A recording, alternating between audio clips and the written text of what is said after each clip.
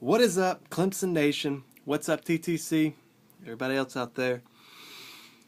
A little late on this, but the post-game analysis for the Clemson-NC State game. Clemson escapes Raleigh with a 26-14 win.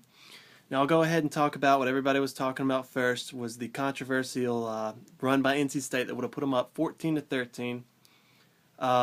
There's an image going around that shows his foot, which looks, it looks in the picture like he's clearly out of bounds. But, the view they showed from above looked like he stayed in bounds. It wasn't the best angle, but it looked like, that was a very controversial play. And I know if the tables were turned, I'd be extremely pissed about it. I think it probably should have been, it should have been an NC State touchdown. Would they have won? Probably not, but it definitely would have made it a different game. And they should have at least reviewed it, in my opinion, obviously, which I don't think they reviewed it at all. The coach should have reviewed it for NC State. Regardless, the offense waited till the second half to show up. The ugliest first half of offense I've seen since 2010. That's the ugliest the offense has looked under Chad Morris, for at least a half probably. Taj Boyd was not into it. We all know that. He was completely out of it until the second half. He just wasn't playing with any confidence, wasn't playing with any motivation. It was not something that we like to see at all. Martavis Bryant comes up big in the second half when the ball actually starts becoming catchable for him. 2 touchdowns, hopefully that'll get his confidence up after all those drops he's had the last few weeks. Let's see, Roderick McDowell, he had a ton of good runs. He was having to create for himself out there because the blocking was so bad in the first half. Blocking started to pick up a little in the second half too. Just an ugly game all around, but the highlights were obviously McDowell had some good games or runs. Sharon Peak had some good catches. Jerome Hopper, he looked good. He's looked good all year. He's going to be a huge threat for the Clemson.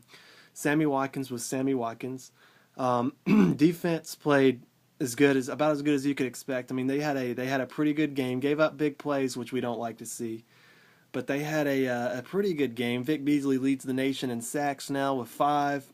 He's one of the best in the country, and he's tiny. The way he gets off the ball is amazing. The way he gets, the speed he has, and he knows where the quarterback is every time. He's always there.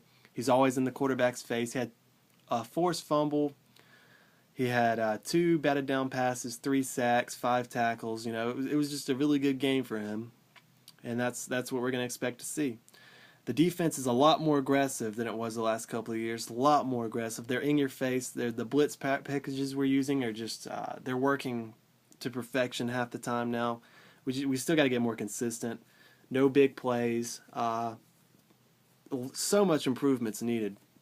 And luckily we have Wake Forest before this week, which is homecoming. I expect nothing more than a massacre of them. Then we travel to Syracuse, who's looked just as bad as NC State, if not worse. We got to look a lot better on the road. We got those 2 games, and then we got Boston College, I think. So we got a lot of games before Florida State comes around to get the kinks out, get Taj back in it, and that's what we're going to expect to do. Nothing less should be expected. The whole pulling a Clemson thing, it's gone now. As a matter of fact, nobody's been better at not pulling a Clemson than Clemson has the last 11 games, other than Alabama. The last 11 games, we beat every non-ranked team by at least 10 points, all right? Every ranked team. Nobody else has done that but Alabama, okay? So the whole Clemson term, y'all can pass it along to whoever you want to, but it ain't in Clemson no more. Heck, it only happened a few times at Clemson, and it's happened a lot more at a lot of other programs. But Gamecocks come up with stuff. The media comes up with stuff. It's all good because it's over. Still, this game did not go the way we wanted it to. A win's a win, and a few years ago, just taking this away and getting a road win would be huge for us. But now that just shows how far we've come with not being satisfied with this win. So we got Wake Forest this week, guys. Fully expect a big win there. Fully expect the kinks to get worked out in the next few games and get back on track.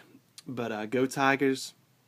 Bad calls will be bad calls. It's happened to Clemson a ton of times.